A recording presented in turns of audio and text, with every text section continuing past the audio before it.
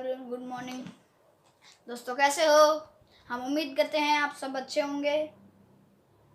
सभी दोस्तों से रिक्वेस्ट है कि हमारे चैनल को सब्सक्राइब करना सा, और जिन भाइयों ने हमारा चैनल सब्सक्राइब कर लिया है उनका शुक्रिया, धन्यवाद। जिन्होंने नहीं किया है वो अभी जाके कर लें। तो आज हम रिएक्शन देने जा रहे हैं स्मार्ट शाम चैनल का। रामायण थी, आपने पार्ट 1, 2, 3, 4, 5, 6, 7 तक नहीं देखा है तो मैं डिस्क्रिप्शन में लिंक दे दूंगा, आप जाके देख लें। आज पार्ट 8 है और रामायण है। आप वीडियो पूरा देखना। मैं मिलता हूँ वीडियो के एंड में। चलो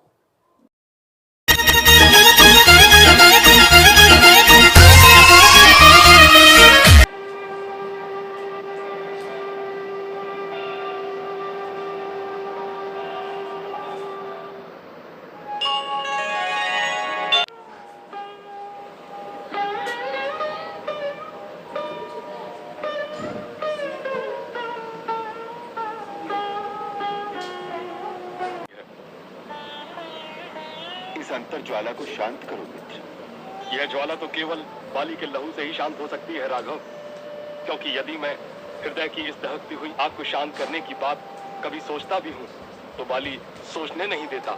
वह मुझे और मेरे साथियों को जान से मारने के लिए किसी न किसी को यहाँ भेजता ही रहता है। इसीलिए हम सब उसके त्रास में रहते हैं। आपको देखकर जब हमारे गुप्तचर ने सूचना दी तो थोड़ी देर के लिए हम डर गए थे कि आप भी उसी दुष्ट के भेजे हुए हैं, हमें मारने आए हैं। इसीलिए हमने हनुमान को वेश बदलकर आपका भेद जानने के लिए भेजा था। सामने आकर या तो युद्ध कर, नहीं तो चूड़ियां पहन ले। हम अरे दोनों भाई, नहीं नहीं नहीं, मैं नहीं लड़ूंगा।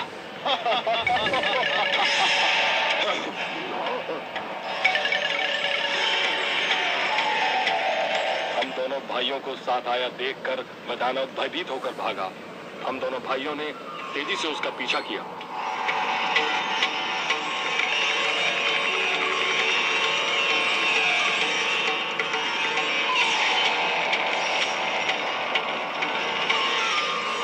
भैया, जो कायरों की भांति गुफा में जाकर छुप गया है उसे जाने दो। नहीं सुग्रीव, वो बार बार मुझे युद्ध के लिए ललकारता है। जब मदिरा पान कर लेता है तभी किष्किंधा नगर के द्वार पर आकर इसी प्रकार गरजता है। आज मैं उसे सदा के लिए शांत कर दूंगा। परंतु भैया, शत्रु के घर में सोच समझकर प्रवेश करना चाहिए। यह गुफा कहाँ तक जाती है इसका कुछ पता नहीं, इसलिए मेरे विचार में हमें लौट जाना चाहिए। तुम बड़े कायल हो सुग्रीव, परंतु बाली किसी की ललकार सहन नहीं कर सकता। आज या वो नहीं रहेगा या मैं नहीं। तुम यहीं गुफा के मुंह पर पहरा दो, जिससे और कोई उसकी सहायता को ना आ जाए। मैं अंदर जाकर आज ये प्रतिदिन का झगड़ा ही मिटा देता हूँ। जब तक मैं ना आ जाऊं तुम यहीं पहरे पे खड़े रहना, समझे?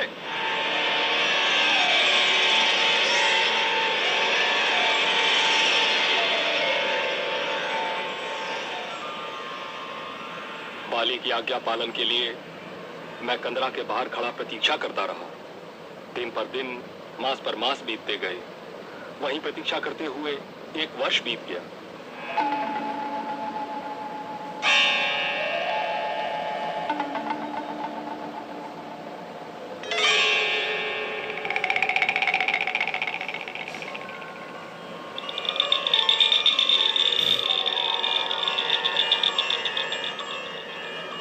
भ्रातृ प्रेम से मेरा हृदय व्याकुल होने लगा। मेरे मन में शंका होने लगी, कंदरा में कहां खो गया मेरा भाई? अवश्य ही मायावी के हाथों मारा गया होगा।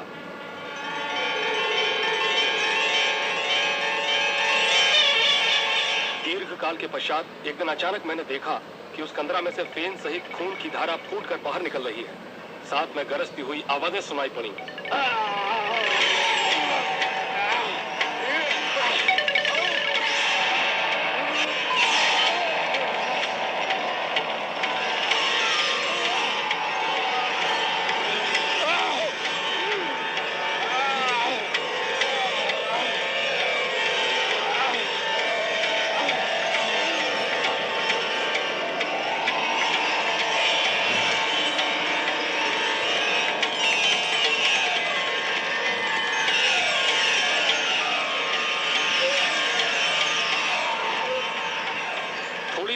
तत्पश्चात वह भैरवनाथ शांत हो गया। रक्त बहता रहा। मैं बौखला उठा। मुझे निश्चय हो गया भैया बाली उस भयानक दानव के हाथों मारे गए। मैंने इस भय से आतुर होकर कि वह दुष्ट दानव बाहर निकलकर और उत्पात न मचाए उस कंदरा के द्वार को बड़े पत्थर की शिला से बंद कर दिया।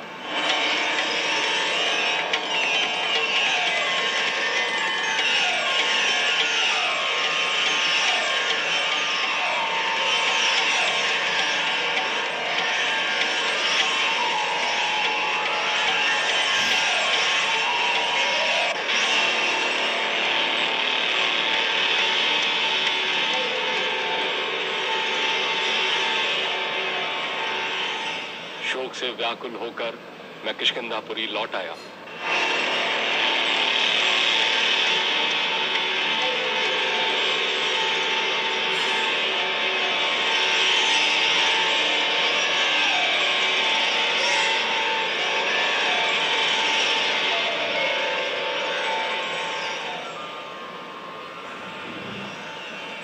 मैं जब वापस आया तो मंत्रियों ने यह निर्णय किया कि बाली के होते हुए मैं किष्किंधा का युवराज था, इसलिए उसके न रहने से मुझे राजा बनाया जाए। मैं आपसे सत्य कहता हूं कि मैं अपने भाई की मृत्यु के शोक में इतना दुखी था कि मुझे अपने राज्याभिषेक में कोई रुचि नहीं थी।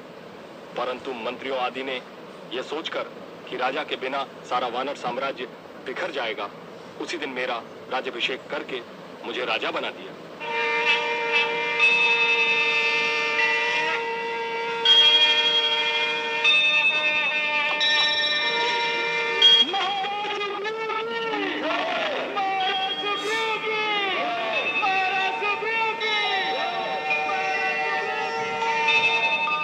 बाली वास्तव में मरा नहीं था। लहू जो गुफा से बाहर निकला था उस मायावी दानव का था जिसे बाली ने मार डाला था, उसका वध कर दिया था। बाली गुफा के द्वार पर जब आया उसने देखा कि कोई गुफा के मुंह पर एक बड़ा पत्थर रख कर गया है। इससे उसे मेरे ऊपर बहुत क्रोध आया। उसने सोचा कि मैंने उसके साथ विश्वासघात किया है। किसी प्रकार वह इस पत्थर को तोड़कर बाहर निकला, सीधा किष्किंधा आ गया। उस समय मैं राज दरबार में था, बाली वहीं सीधा आ गया।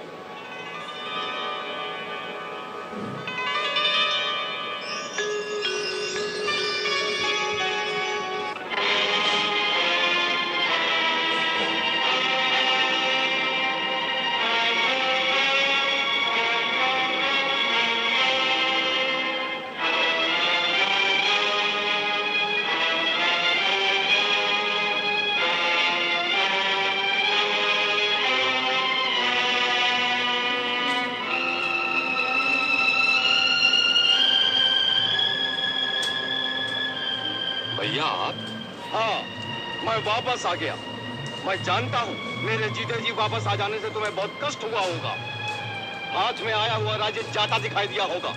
नहीं भैया, आप मुझे गलत न समझें। मैंने ये राज अपनी इच्छा से नहीं लिया। मंत्रियों तथा पूर्ववासियों ने मिलकर मुझे इस सिंहासन पर बैठाया है। वह भी इसलिए कि राजा रहित राज्य देखकर कोई शत्रु इसे जीतने की इच्छा से आक्रमण न कर बैठे। यह राज आपकी धरोहर है, यह राज आपका है भैया। मैं आपका वही सेवक हूं भैया।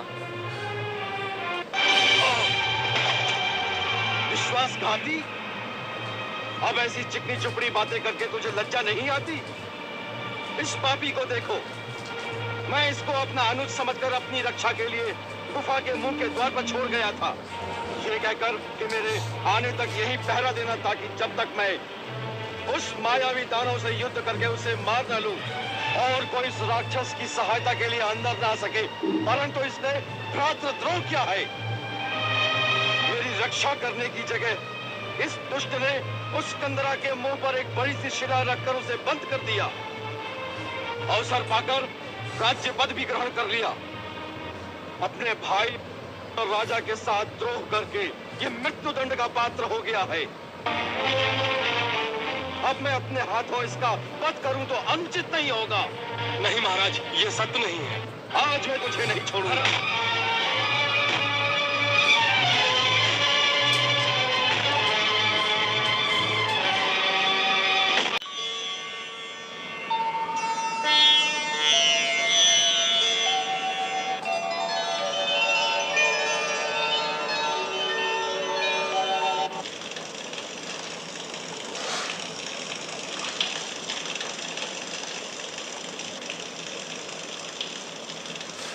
महाराज, आज का दिन आपके लिए शुभ हो।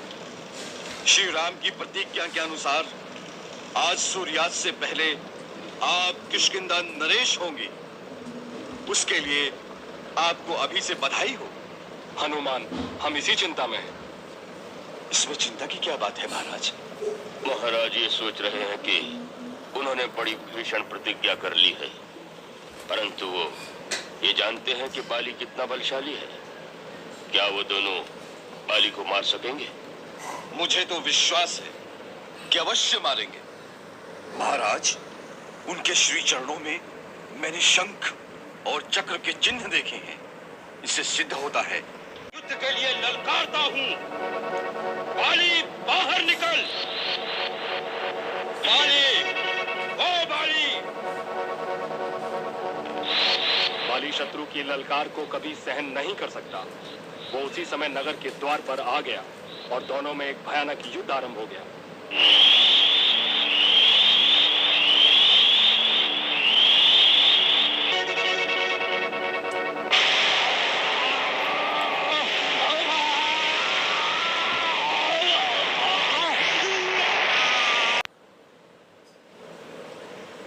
अच्छी बात है महाराज सुग्रीव, आप मुझे वो ताड़ के सातों वृक्ष और दुंदुभी की अस्थियों का ढेर दिखा दीजिए।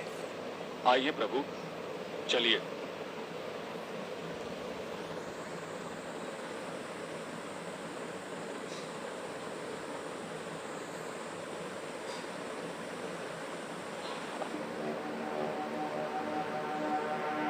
प्रयत्न करके देख लेते हैं। और उधर देखिए, ताड़ के 7 वृक्ष। बाली की भुजाओं में इतना बल है कि जब वह बाण चलाता है तो उसका बाण ताड़ के वृक्ष को भेद कर पार निकल जाता है। इस प्रकार वह 7 बाणों से 7 वृक्षों का भेदन कर सकता है। यदि आप इन वृक्षों पर अपने बाण को परख लें तो अच्छा होगा। मेरी धृष्टता क्षमा करें नाथ। बाली का शरीर वज्र के समान है। आप उसके शरीर पर जिस बाण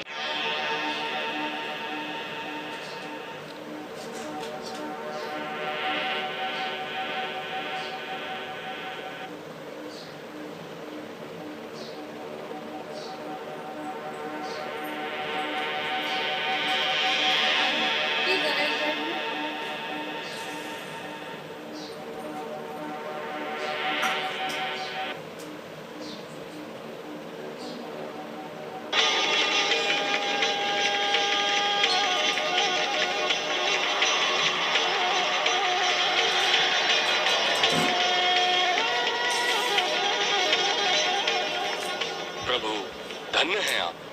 मित्र, चलिए उन ताड़ के वृक्षों को भी देख लिया जाए। चलिए प्रभु।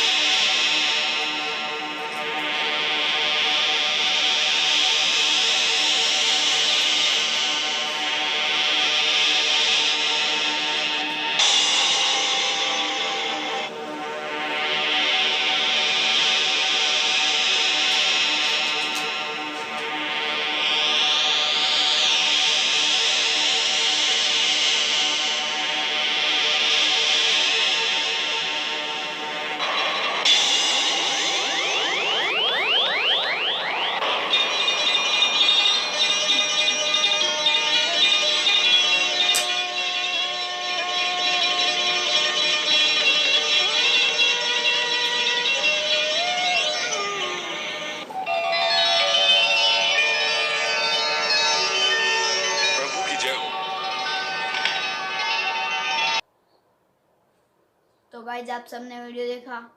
वीडियो कितना मजेदार थी। रामायण था पार्ट 1, पार्ट 2, 3, पार्ट 4, 5, 6, 7, 8 तो है। 7 तक आपने नहीं देखा, मैं डिस्क्रिप्शन में लिंक दे दूंगा, आप जाके देख लें। और आपको वीडियो अच्छा लगे तो हमारे चैनल को सब्सक्राइब करना, बेल आइकन प्रेस करना, शेयर करना, लाइक करना, कमेंट करना। मैं मिलता हूँ नेक्स्ट वीडियो में, तब